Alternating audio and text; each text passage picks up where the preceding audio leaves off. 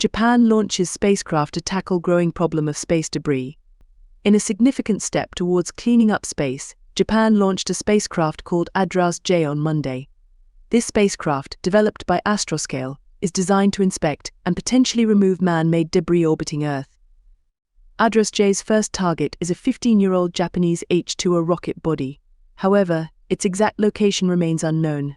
Using data from Earth, the spacecraft will locate the debris and approach it cautiously to gather information on its condition and movement. This mission marks a critical step in addressing the growing issue of space debris. According to the European Space Agency, over 1 million pieces of debris larger than 1 centimetre orbiting Earth pose a significant threat to operational satellites.